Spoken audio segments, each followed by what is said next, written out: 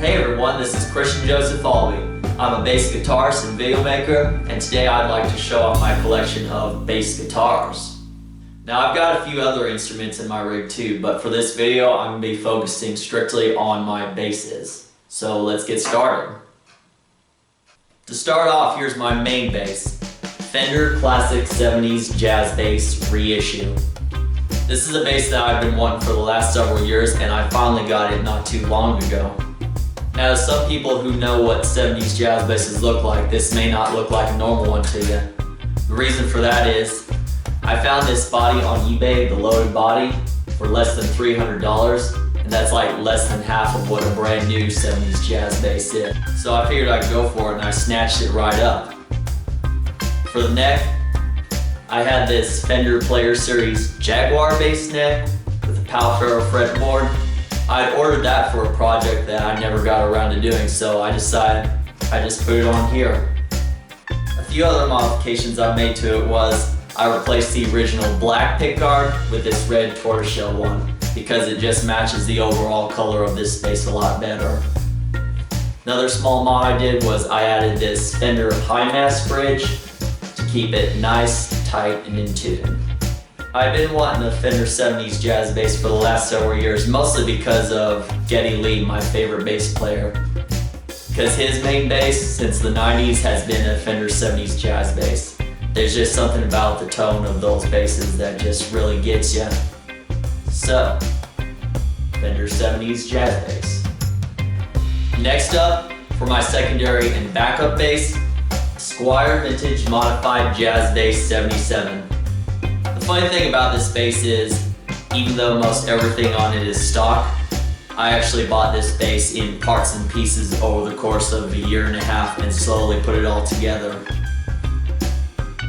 But everything, like from the neck, to the pickups, to the body and everything is stock, with the exceptions being the controls. These are solderless controls by Obsidian wire. And the reason for that was I was going through a period where I was experimenting with different pickups on this. I did everything from Seymour Duncan's quarter pounders to their Hot for Jazz bass pickups, but then I decided the stock pickups were the ones that sounded the best. So I put those back in. And another mod I made was adding this Music Lily bridge here. It's got brass saddles on it, so it keeps it nice and bright.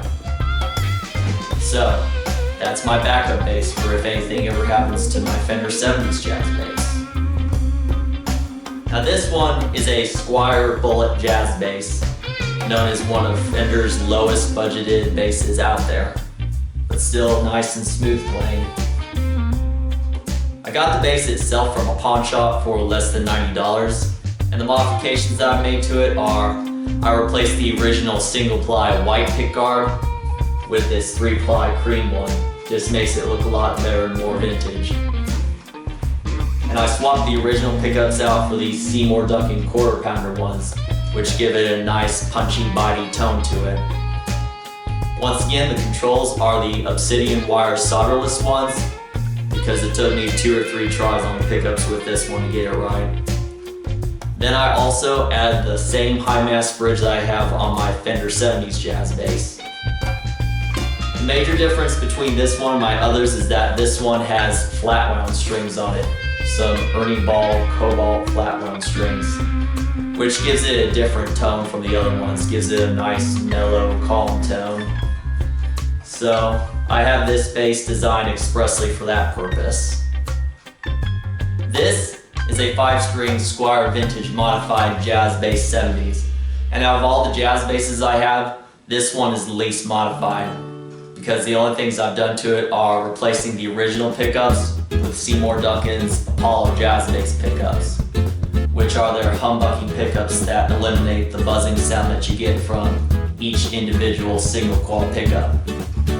And then the other mod, I added this blend knob to it so I don't have to worry about turning both knobs down when I turn the volume on this bass down. So for my 5-string purposes, this is it. And last but not least, my Fender acoustic bass, a CB60 SCE in black. I have a lot of musician friends that I personally know that are still not aware that acoustic basses exist, so this This is always a good conversation piece here. I haven't done any modifications to this one, it's just pure acoustic bass. And this one is a really fun one to play. And that's my whole workhorse bass collection. I know I didn't do any sound demos for those because I plan on doing those in separate videos in the future. So stay tuned for that, for other videos, and thank you for watching.